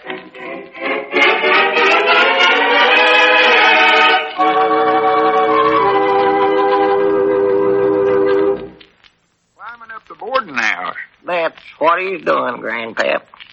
He's over there practicing right now. Getting in training so as he can climb a big skyscrapers in Little Rock. Oh, that Lum. Him and his ideas. He's going to break his fool neck one of these days. I know it, but you can't tell him nothing. Once he gets a hide in that thick head of his, and you couldn't blast it out with a stick of dynamite. Well, is he sure some store will pay him $300 for doing that? Well, he appears to think they will. Says he's going to write to all the big stores there in Little Rock and see which one will give him the best offer. I doubt if any of them even answer his letter, to be honest. Fiddlesticks. Them humming flies, draws big crowds. I seen one once. Whereabouts, in Little Rock? No, it was in Kansas City. Kansas City, Missouri. Must have been 20 years ago.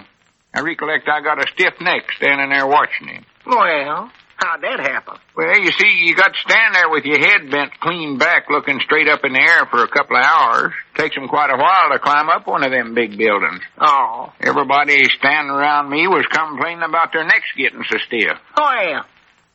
I know you ought to had a little bottle of liniment with you. Wait just a minute here. If that Lum goes over there, I'm going with him. You gonna climb a building too? Oh, you're too old, Abner. You ain't agile as Lum is. I ain't gonna climb no building. I'm gonna sell liniment. Sell liniment? I'm gonna stock up on some of that junk and get the liniment concession. Though as I bound you, I'll make more money than old Lum will. Well, wait a minute. Hold on. I ought to get half the profits. I was the one that gave you the ID. No, sir, the ID was mine. All you had was a stiff neck. Well, that's the basin of the whole thing. Liniment ain't no good unless you got a stiff neck to begin with. Yeah, there'll be plenty of them around there. Here's something else I can do. Long as everybody'll be watching Lum while he's climbing up the building, I'll just hang a big sign right on his back saying, "Get your liniment from Abner Peabody." Jimmy, I still think I ought to get a person. Wait a minute. Who's that driving up out there? Where? Out there in front. Oh, Cedric. I didn't think he could get that car of his to run no more. Yeah, must be in a terrible rush. Looky there, running to the store there, made it in a couple of jumps. I hope he don't bust the door down. Watch out, Cedric. Be careful. Hey, Mr. Abner, could you come out and help me carry Mr. Lum in? Lum? Oh, my goodness, did he fall? No, Mom, he never fell. Oh, what happened, Cedric? Well, while he was climbing up the boarding house, one of the boarders thought he was peeking in the window, and that's when she done it. Done what? Sister Simpson reached out and knocked him off the building with a broom. With a broom? Yes, Mom. It looks like the human fly's been swatted already.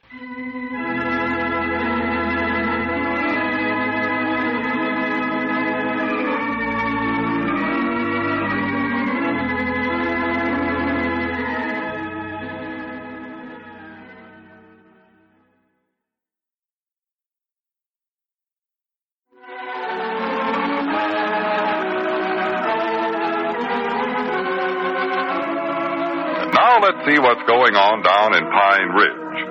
Well, as we look in on the little community today, we find Abner and Grandpappy Spears in the Jotham Down store engaged in a game of checkers.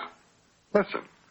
Yeah, go ahead, Abner. It's your move. I know it is, Grandpap. I know it. I'm studying this situation over here.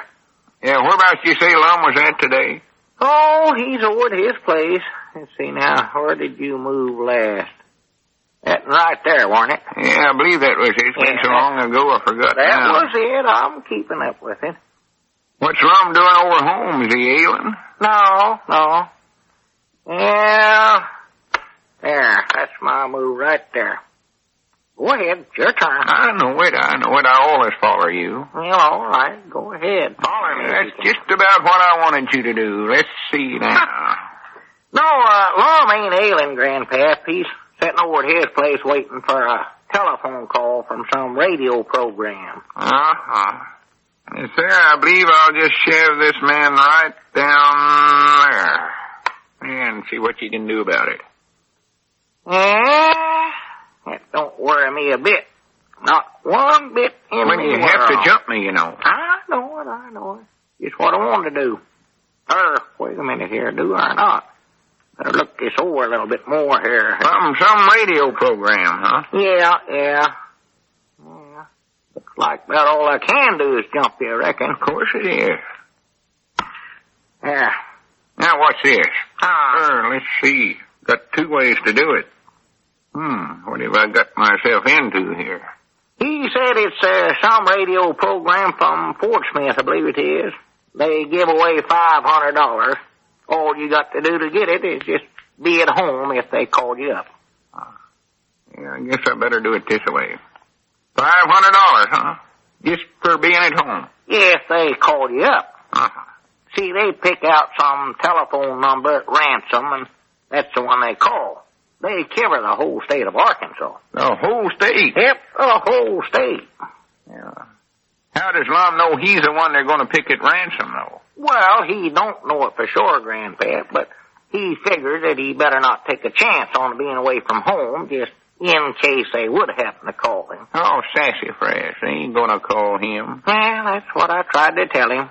But the program's on this afternoon, and he said he just felt it in his bones that this is his lucky day. And he's just wasting his time, I can tell him that. Of course he is. But he's just getting so desperate for a way to raise that $300 to pay for that pioneer, he'll try anything. Oh, well, I don't blame him. He just got that thing on 30 days trial, ain't he? I know it. He's got to pay for it, or they're going to take that pioneer out of the church, and then he will be in a spot, because everybody in town thinks he's made the church a present of it, you know. Well, he had no business giving it to him in the first place. Well, he was in a spot where he couldn't do nothing else, Grandpap. He had to do anything. They sent it over by mistake, and everybody thought he meant it, and, well, he just couldn't back out of it then. They was all bragging on him so much, you know. $300. Yeah, he's got to raise it somewhere or other. Yeah, go ahead and move, Abner. You're holding up the game here. Yeah, let's see now. What was it? I had something pretty good studied up here, too. What was it I had in mind to do now? How can they afford to give away $500, reckon? I don't know. They do it, though. Yes, rich, I reckon. Let's see. Oh, yeah, here's what I was going to do. Right there's where I'm going to move, Mr. Milford Avery Spears. Don't worry about me, Mr. Abner Finley Peabody. I'll find a way out of this. Let's see. I'll find a way out. Don't rush me. I can just see old Lum sitting over there staring at that telephone right now. Yeah. I bound you, he'd jump 10 foot in there if that thing started ringing. Yeah, more than likely. Is that program on now? Let's see. What's that clock up there say? Yeah, it must have started about 5 minutes ago. It goes on at 3 o'clock, I believe he said. Can you listen to it and hear whose name they pick out to call? Yeah, sure. But Lum can't, 'cause his radio set's busted. Well, why don't he go somewhere else and listen to their radio? Well, he can't do that, Grandpap. He's got to be at his own home when the telephone call comes through. That's the rule of the game. Yeah, that's right, sure. Sure, if he's sitting someplace else listening to their radio and he was to hear them call out his name, he'd lose his mind. Yeah. So there he is, just sitting there over at his place with nothing to do but just sit there and look at that telephone. Reckon what he would do if they called him up. Oh, no telling at all. Norris is that Lum is. $500 is a lot of money. I know it is. It sure is. Lord, yes. I'd love to get that much just by answering the telephone. Oh, I'd do it for a heap less. But I ain't going to just sit around home waiting for a call like that to come in. I know that. Oh, no, I wouldn't either. Things just don't happen that way. No. I'm surprised Lum ever fell for an idea like that. Yeah. Well, it's like I said. He's just so desperate he'll do anything, you know. He's got to raise that money. Go ahead, Grandpap. Move there. Don't hold up the game. I thought it was your move. No, sir. I'm waiting on you. I'll move right down here. That one right there. Don't you recollect? Moved it from right there to here. Yeah, that's right. Yeah. Yeah, let me see here. Let me study. I'd just love to know what old Lum would do if they'd call him up. Oh, he'd blow his top. Clip his lid. Yeah. Snap his cap right there. I'd just love to be over there peeking in the window if that telephone was to ring about now. More than likely fall down and break his neck before he ever got to the telephone. Oh, he'd stumble at least once, I know. Yeah, hurry up, Abner. Hit your move. Done made mine. He did. Where? Right there, that one right there. You've seen me do. Yeah, all right. I ain't arguing. You know, Grandpap, I was just thinking, why don't we call old Lum up? Call him up? Yeah. Us? Yeah. I bound you he'd have a nervous crackdown. Oh, yeah, that would be a good joke. Oh, that would be a gooder. Yeah, what'd we say to him? Oh, I don't know. Wouldn't have to say nothing, I don't reckon. Just ring the phone and hang up. Oh, wait a minute, I got a better idea. Why don't we call him up and act like we're that radio program? That'd sure get him going. Well, yeah, but don't you reckon that he'd know our voices, old Grandpap? Yeah, we can disguise him. In his condition, he wouldn't recognize nothing. Maybe not. Well, let's do it then. You want me to talk to him or you want to do it? You go ahead. You know him better than I do. Well, I'll try. Now put it on good. I will. I can keep from busting out laughing. Yeah. Doggone, I'd love to be where just see him head for that phone. $500 to once, see? He'd jump straight up there. Reckon what I ought to say to him, Grandpap. Oh, just ask for Mr. Edwards and tell him you're the radio program calling. What's the name of that program? I believe it's called, Money Every Monday, I believe it is. Money Every Monday, huh? Yeah, I believe that's it. Pretty sure that's what they call it. Yeah, that ought to be close enough anyway. Use that. Yeah. Hey, just tell him I'm that program calling, huh? Yeah, that's all right. Oh, no. I wouldn't take nothing for this chance. Ask him if he can identify himself anyway. Huh? Tell him he's got to prove he's him before he can get the money. Oh, yeah. Oh, wait a minute. There he is. Must have been standing right there with his hand on the receiver. Yeah. Just listen to him once. Yeah, let me hear. You ever hear so many hellos in your life? He don't need no telephone. They can hear him clean to Fort Smith. Yeah. Better talk to him before he busts a blood vessel there. Yeah, right straight now. Hello? Is this Mr. Edwards? Mr. L. Edwards? You sound an awful lot like Abner there. Well, this is the Money Every Monday program on the radio. Hello? Hello? Hello? Hey, Lum! Lum! What's the matter? I don't know. He must have fainted.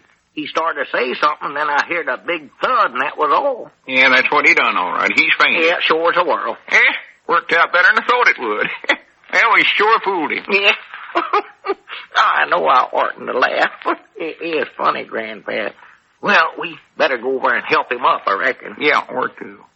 Better get your hat there. Yeah, that's what I'm doing. Where'd I put that thing now? Yeah, here it is. Wait a minute, I believe we can finish this checker game first. I just got a couple of more moves, and I'll have you. You'll have me? Why, you ain't figured out your last move yet. I did, done it. I moved right there. You did? Right there, huh? That's it. Oh, well, that's different. Let's see here. This game is far from being over, I can tell you that right now. That's what you think. Well, I'll just move this little old man right down there. Well, we better go over to Lum's place now. Wait a minute, hold on here. Let me make one more move. Well, hurry up, then. Lum might have hurt himself when he fell. I know it. Got to get right over there. There's my move. Come on, let's go. Yeah, just a minute. I believe I can work you into a trap here now. Lum might need us. I know he does. Can't waste a minute getting over. Not a minute. No, sir. I don't get there. You'll never get out of that. Never. No, I don't know. Grandpap, Lum might be hurt pretty bad. Come on. Now, wait a minute. You can't move that, man. You're moving backwards there, Grandpap.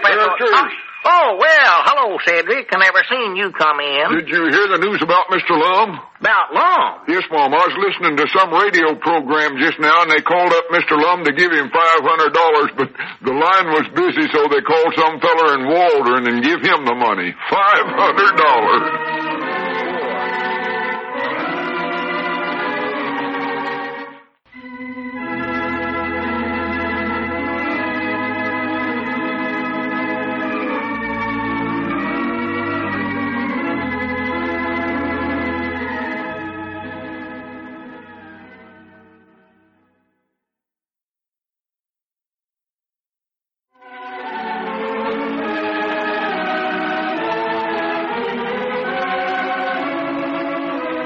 Let's see what's going on down in Pine Ridge.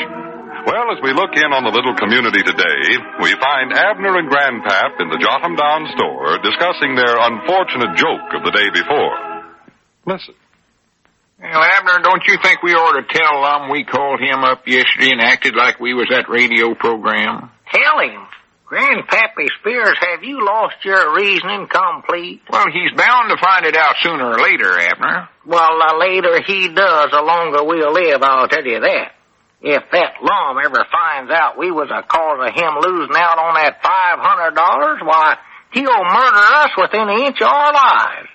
See, if we hadn't been talking to him on the phone, why, he would have got the real call from that radio program and win that money. Well, I don't know where he would or not. Why, he would have. If he fainted when he thought we was a program calling him, wouldn't he have did the same thing when the real one called him? Doggies, that's right, ain't it? Why, of course it is. Gotta figure all them things out, Abner. That's your trouble. You don't use your head. Well, maybe not all the time, but I still don't believe that old Lum would ever see it that way, Grandpa. You've got to use that little old brain of yours. Yeah, but we couldn't talk to Lum. You know how stubborn-headed he is. All he'd think about is that we caused his line to be busy so that Money Every Monday program couldn't get a call through to him. Yeah, maybe you're right. Oh, I'm right. You know Lum, he's stubborn as a blue-nosed mule, that Lum, like arguing with a stump on car. Maybe it is safer not to let Lum know. Maybe. I know Dad blame well it is. Yeah, I'm beginning to see that. But I'll tell you what we ought to do, Grandpap. That's try to study up some way to help Lum raise that $300 he needs to pay for that pioneer he give the church house. Yeah, we ought to do that. I feel terrible guilty about this whole thing. It just goes to show you, fella oughtn't to go around playing tricks on folks. No, of course not. No, I felt bad. I couldn't sleep last night. I just rolled and tossed and rolled. I bet I never slept 8 hours. Well, I do know. Well, I just sat there and worried about it. Must have been around 9 o'clock before I drafted off. Of course, I still say it's Lum's own fault for fainting. Well, he couldn't help that. Thinking he was winning all that money was just too big of a shock to him. Oh, sassafras. I wouldn't have fainted. I'd have stood right up to the phone and told him to send the pigeon-toed cash out to me. That's what I'd have did. Yeah, well, Lum's different. He's sort of delicate. He's always had them fainting spells. I don't believe he gets enough blood to his head. He wears his collars too tight, I'm feared. Did I ever tell you about the time at a carnival over Cherry Hill I sat in on a game of Beano or Bingo or something? Used beans, I know. Put them on a little card with numbers over it. Oh, sure, I know what that is. I've tried that myself. They give away blankets and Cupid dolls and stuff. I never won nothing, though. Yeah, but listen to what happened to me, though. I know what happened. I've heard you tell that 1,000 or 100 times. I sit there with my beans in front of me, and this feller calls out, 42! 42, he says, so I slapped a bean on 42. Yeah, I know all that. Then he called out, 57, 57, so I slapped a bean on 57. Yeah, and then 96, and then 21, then you yelled out bingo, and you win the chalk statue of a Polly Parrot. How'd you know that? Well, you've been telling it around here for at least 20 years. That's it. That's the way it happened, all right. And I can tell you right here and now that I never fainted neither. I just stood right up there and taken that parrot like I'd been winning them all my life. Feller yells out, 96, he says. Grandpap, you don't need to tell me. 96, he says, and I slapped a bean on 96. Yeah, wait a minute, Grandpap, there comes Lum up out and there. He yells out, 21. Oh, me. 21, he says. Grandpap, will you hash that up? Lum's coming in here. I don't want you to mention nothing about you-know-what to him either. Oh, you mean call him on the telephone yesterday? Yeah. Reckon he's fishing us? No, I believe he just thinks he's unlucky. Mind out here he comes. Well, howdy, Lum. Well, hello, Abner. How are you, Grandpap? Oh, just only tolerably, Lum. Here, take this good rocker, Lum. I'm tired of sitting down anyway. No, keep your seat, Abner. If I sit down in it, it'd more than likely break with my luck. Why, no, it's pretty stout, Lum. Well, something'd happen. I'd fall out and break my neck. No, now, Lum, don't talk Tip over backwards. We, got a couple of pretty good grocery orders this morning. Miss Johnson phoned in one that was over $7, and Miss Goshen... No, I don't care, Abner. Oh. Well, I just thought you'd like to know. We have a pretty good day at the store. Yeah, well, I don't reckon I'll be with the store much longer. I'm sort of thinking of getting out of it, Abner. You mean you're going to unsolve partnerships? Yeah, maybe. Well, now, wait a minute, Lum. If you found out that that me and Grandpap... I found out all I need to know. Uh-oh. Well, so long, Abner. Yeah, wait a minute now, Grandpap. I found out that I'm the unluckiest one human in this whole wide world. Oh, yeah. Doggy, you had me worried there, man. You can sit down again, Grandpap. Yeah, all right, I hear you. Unlucky, huh? Yeah.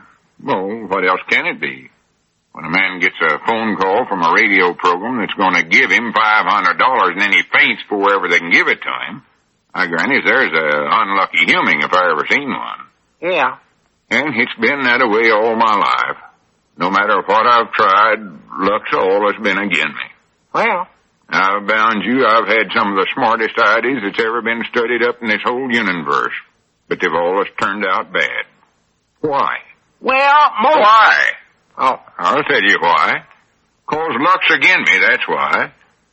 Here I am, as brainy a feller as you're ever going to meet. Got all kinds of talents, but I ain't made a nickel in my whole life.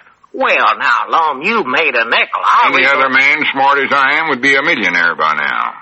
A multi-millionaire. Yeah. I tell you, Abner, the whole world's against me. Just ain't no use for me to try nothing. I'm gonna give up everything. Oh, how long? Ain't never gonna try to earn another dollar as long as I live. Just panhandle. Well, Knock at back doors. Lum, the pioneer you give to the church, ain't you even going to tell Brother Riggins and all them that you just got it out here on approval? Oh, they'll find it out. Quick as the 30 days free trial's up, they'll find out. Yeah, but what are they going to think about you, Lum, when they come out here and take that pioneer away from you? I don't care what they or anybody else thinks about me. I won't be here no ways. You won't?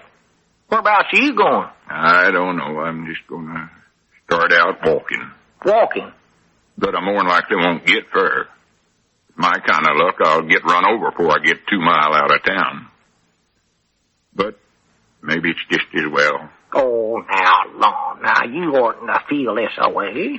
You're taking this whole thing away yonder too hard, Lum. Abner, how would you feel if you'd spent your whole life battling against bad luck and always being a loser? Well, natural, I can see how you'd feel, but, me, Lum, you can't just walk out this way. You've got the store here to run. I told you I'm all done with that. I know you said that, Lum. I'm giving you my half the store. Huh? Giving it to me? Yes, sir. Made up my mind. Oh, Lum. You'll be way yonder better off without me, Abner. I can see now that my bad luck has helped both of us back all these years. So the store is all yours, Abner. Now, wait just a minute. No, now. it's all settled now. My mind's made up. Well, I don't want you to just give it to me. I'll pay you something for it. No. Well, now, I wouldn't feel right about it. Here, I know.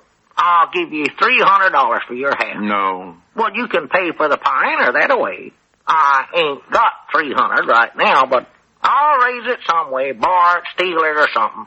How about it? $300 No, cash. it wouldn't do no good, Abner.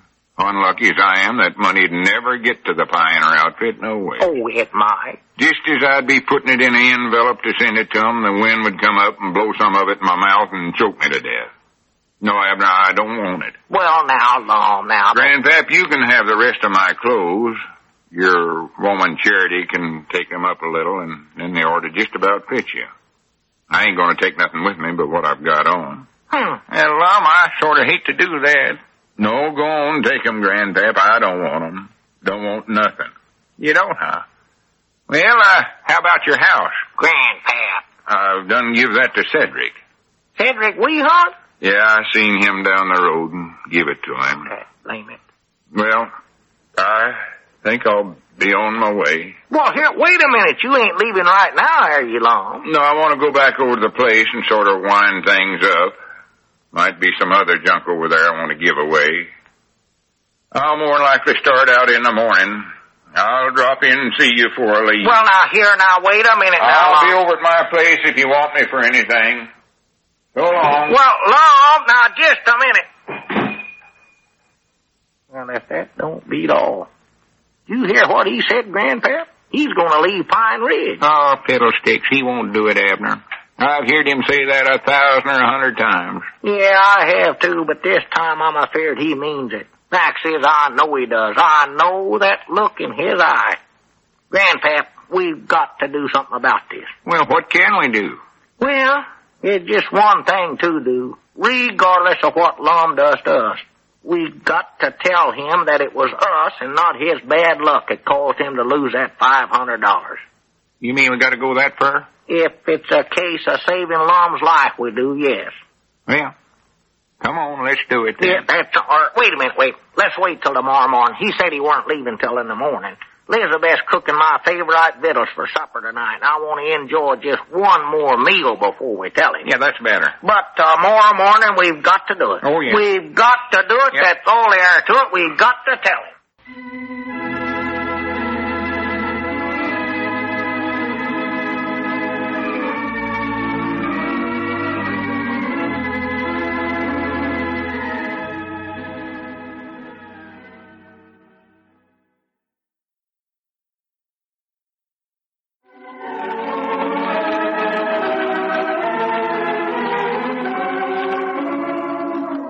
Now let's see what's going on down in Pine Ridge.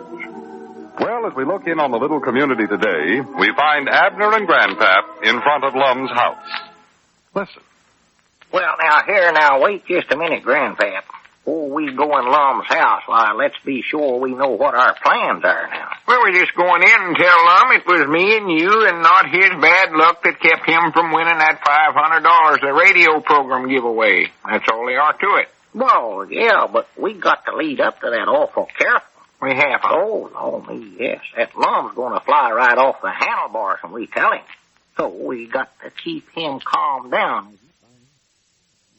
You're right. And we'd better be near the door, too, so we can get out of there faster. I know you're right about that. Fact is, I think you better just leave the whole thing up to me, Grandpa. Good. Yeah. Suits me fine. I'll be the one that tells him everything. Good. You mean you don't want me to go in at all, huh? Well, sure, I want you to go in. I might need you for protection. Oh. I'll tell you what you can do, though. You mean me fist fight him? Well, if he starts something, dog it, I ain't going to stand there and fist fight him by myself. Oh, I'll scuffle with him, clinch him. But you just stand there and listen to me, and if you see a chance to say anything to help keep Lum calm down or help him get ready for the shock that he's in for, why, you go right ahead and say it. Yeah, well, I'll do that all right. That's one thing about me. I've got lots of tacts. Yeah. Just don't use it, though. That always gets you in trouble. Well, come on. Let's do it. And don't get twitched me in the door now. No better. I'll run right over you. Are you sure Lum's in there? Maybe he's done left town, I hope. No, I know he's there. He promised he'd come over and say goodbye before he left. Yeah. Nobody home. Let's go. No, wait a minute, Grandpap. Dog, I just hope he ain't suicided himself. The frame his mind's in. Wait a minute. I believe I hear somebody. Yeah, somebody. Find out what I told you now. Be careful. Well, morning, Abner. Never expected to see you. You never? Howdy, Grandpap. Now, just keep calm, Lum. Keep calm. Grandpap. Won't you fellas come in, or ain't you got time? Oh, yeah, we got lots of time, sure. Come on, Grandpap. Well, what about the store? Oh, Cedric's over there. Say, Lum,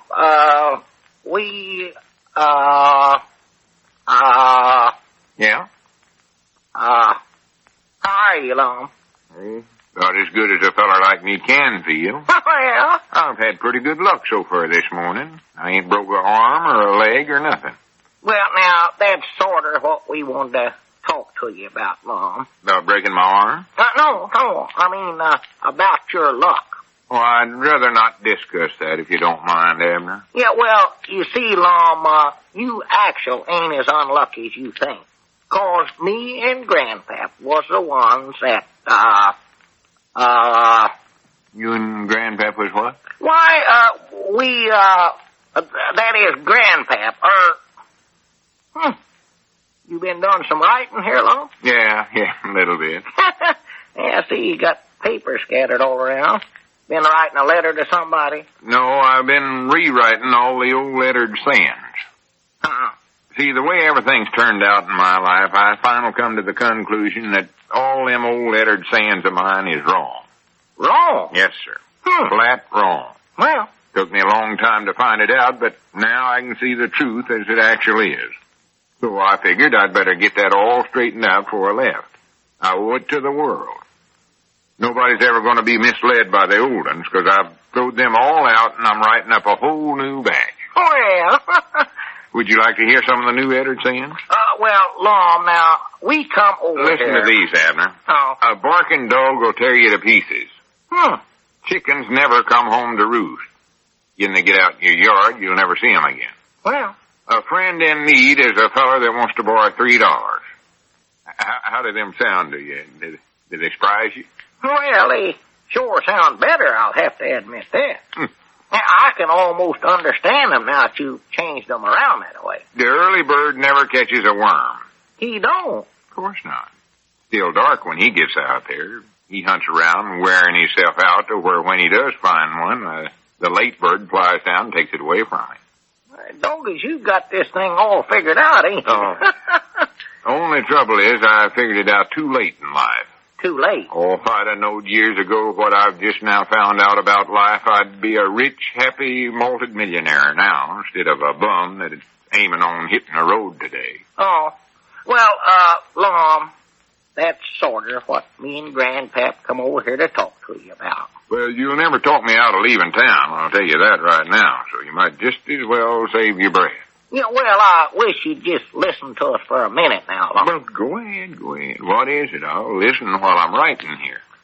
Well, Lum, it's this way. Ain't that right, Grandpap? Yeah, that's right. Exactly right.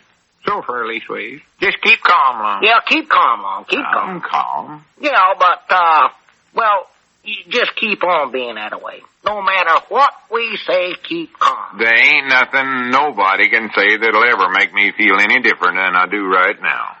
There ain't, huh? You want to bet on that? Grandpap. How do you like this one? People that live in glass houses can throw all the rocks they want to, and I hope they do. Well, that's a gooder. Do you know what it means? Why, to be honest, no.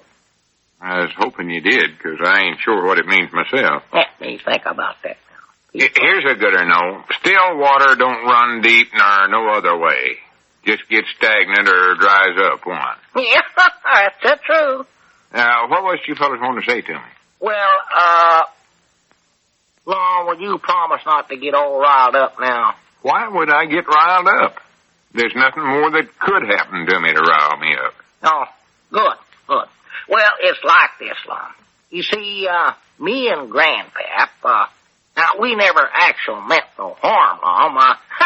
We just thought, it seemed like it might be kind of a funny joke. What I mean is, Grandpap, is there anything you want to say to Lum? Yeah, keep calm, Lum. I mean, maybe you better take over here, Grandpap. Explain that to What her. everybody wanting me to keep calm for? You fellas act more nervous than I do. Yeah. Go on, Grandpap. Start. Well, sir, you see, Lum, me and Abner got to joshing ourselves, one thing and another. Yeah. And, pretty soon I says to Abner, he says to me, Lum, you sure you ain't gonna get mad now? Why, of course not. I ain't got nothing to get mad about. There's nothing you or nobody else could tell me now that'd make me lose my temper. Oh, good. Keep going, Grandpap. Well, we got to talking there, thinking how funny it'd be if me and him, or at leastways him. You was in on it too now, Grandpap. That's right. Maybe you better finish this, Abner. I don't seem to recollect it very good. Oh, well, Lum, you know that radio program, that Money Every Monday, the one that gives away all that money? Oh, yeah. Well, the other day when you was, over here at your place, listening for the telephone to ring, why, me and Grandpap, see, we was over there at the store, and we thought it'd be funny if, you take it from there, Grandpap. Granny, the way you two ain't getting nowhere reminds me of another old lettered sayings I got to change. Two heads ain't better than one, less'n they're on the same feller. Then he can get a job in the circus.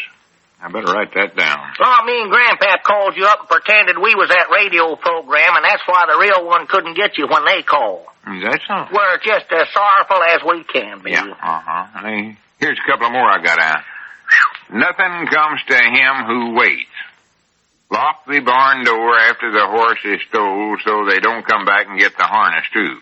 Lum, did you hear what I said? Yeah, I heard you. Of course it is. Well, ain't you mad? Of course not. Nothing bothers me no more. Well, Always bite off more than you can chew, 'cause with the meat shortage, it might be your last bite. And here's another good one, Abner. yeah, well, Lum, I'll have to listen to them some other time. I've got to get back to the store. Cedric can't stay there but a little while. We'll see you later, Lum. Yeah, all right, Abner. Quick as I get these all rewrote, I'll drop down and see you. Yeah, do that. Come on, Grandpap. Yeah, so long, Lum. So long, Lum. Well, I'll be a monkey seven-legged on. Oh, me. Now I have sold everything. Everything. I know that Lum is without a doubt the nicest one man in this whole world. Oh, he's nice. Sit right there and listen to me tell him how we beat him out of $500, you might say, and never batted an eye. Nary one of them. No, never said one mean thing to him. Oh, he's a nice feller. No doubts about that. Finest man I ever knowed. Well, here, we can't stand here on his front porch all day. I've got to get back to the store. Hey, you and Grandpap call me. Huh? You and Grandpap was the ones that called me the other day? Yeah, that's what I just told you. Why, you low-down varmints. You snake in the weeds. I'll bang your heads together. I'll massacre you. Here, come on, Grandpap. Run for your life. You know that New Edward saying, a barking dog will tear you to pieces. Yes, better get those two heads in motion, or they'll be less than one.